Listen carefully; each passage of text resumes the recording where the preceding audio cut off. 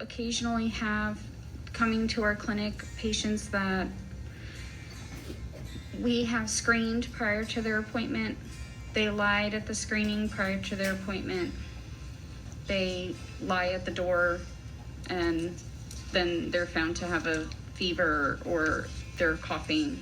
I mean, there's a lot of patients that I talked to at the COVID clinic that they tried to call up their physician and they were just told, hey, listen, you know, I don't feel comfortable treating this. You know, we don't want to be like the hospitals where, you know, everything could be handled, but then it got out of control. Sure. And doctors got sick and nurses got sick, and then we were super short staffed. So drive to join, to help, to want to help their community and to jump on the front line of their community. And these are not all primary care physicians. These are people that are like, well, I'm an ophthalmologist, sure, I'll sign up and come in to do it and follow a protocol.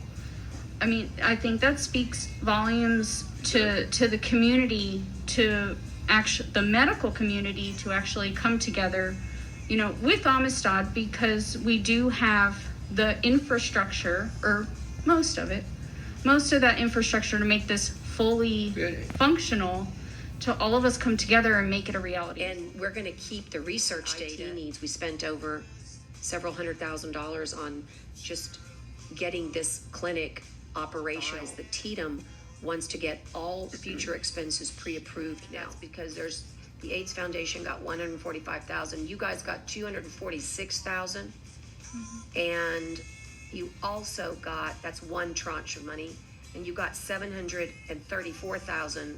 So they're getting different tranches on different dates. So on April 6th, Amistad received $734,000, and on May 5th they got $246,000, and on, I think part of that 776 was actually the small business the PPP loan, the 734, in order for us to maintain our staff. Right. If a patient needs DME services, or if a patient needs medications, a lot of those costs come out of pocket to the patient. I've been able to discuss with some companies and wheel and deal and get decreased prices. That way it becomes a little bit more affordable. I know normally oxygen is $195 a month. And I've been able to get somebody to agree to $115 a month.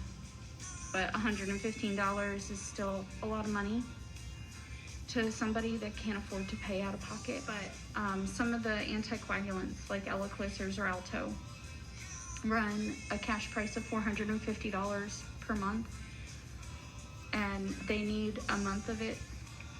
So we were able to get a price of around $14 per month in order to make it more affordable.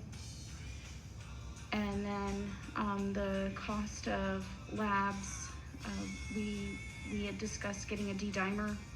A D-dimer was going to be too expensive to do in-house, and we have a nurse who, she is a certified phlebotomist, so if she draws it and then drives it over to the hospital for a stat D-dimer, it becomes significantly cheaper. I think it's only a couple dollars to the patient. So, I mean, we have done everything that we could do to make everything as really as affordable as possible, but even then, I mean, we don't have the funds to be able to tell somebody, okay, listen, I'm gonna pay for your oxygen this month. If I do that right now, it's got to come off my debit card, which is fine, you know, but I can't do that for everyone.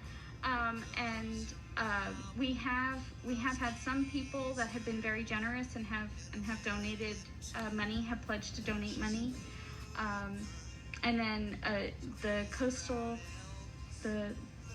Bend Community Foundation, they donated us money so that we could just purchase about 200 pulse oximeters, and if you can't afford $20 for a pulse oximeter, I just hand you one, and that's a life-saving little device. So I mean, we're just trying our best to keep And people I alive. know y'all are doing everything you can. It's just, it makes you just sick to think that people go without in this country. What's coming? We don't know what's going to happen 2 weeks from now. But when we were initially setting up this clinic, the anticipation based off of calculations was we may wind up having about 300 patients per week calling into the clinic for appointments.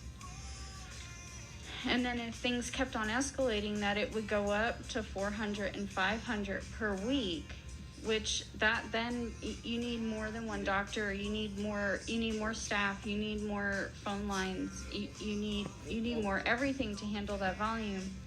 Plus the fact that Amistad, like I said, we've been operating on a slightly decreased schedule just for patient safety, but in order to keep our continuity patients coming in, that it would have quickly overwhelmed our system if we were getting around 300, 400 phone calls a week. And these are not patients, a COVID patient cannot wait 2 days to get an appointment.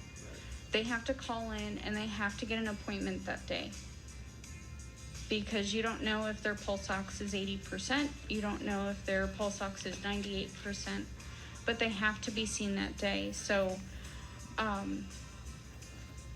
yes, it's Amistad was seeing patients before this COVID clinic came into effect. I mean, a lot of my patients have COVID. A lot of my patients have died from COVID. I go on my computer every day and see who died and who's in the hospital and who's calling me because they're COVID positive. So I do have a large panel of patients that are, it's my zip code. Those are the patients that are getting it. The theory that, patients that call need to be seen right away. 4 o'clock on a Friday, just like the worst time. That's always when it's really bad. You're trying to leave and you want to start the weekend and you get a phone call. It was a patient who he had said he had just been discharged. And the hospital had not set up his oxygen. Could I please see him right away? So we put him onto the thing. We did a telehealth call and he was very hypoxic. Got his hospital discharge paperwork and found out that he left AMA, which is against medical advice. He was supposed to stay in the hospital and he signed out of the hospital to leave. He neglected to let us know about that because he was fearful that I would refuse to see him. And he was concerned that he would die that weekend. And we were able to turn around and get him oxygen and get him taken care of.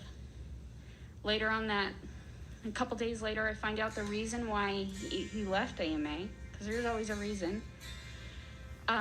He had a small child at home, and he is the sole caregiver for that child. And he could have no way in order to take care of his child. And he was concerned that he would be in the hospital and would die. And he didn't know what would happen with his daughter. So we have saved his life. He is at home. He's on oxygen. He's breathing better. Called him to do a follow-up visit, and it turns out his daughter is now sick. But because we have a pediatrician at the COVID clinic, she is hooked up with him. So we were able to turn around something for not one but 2 people.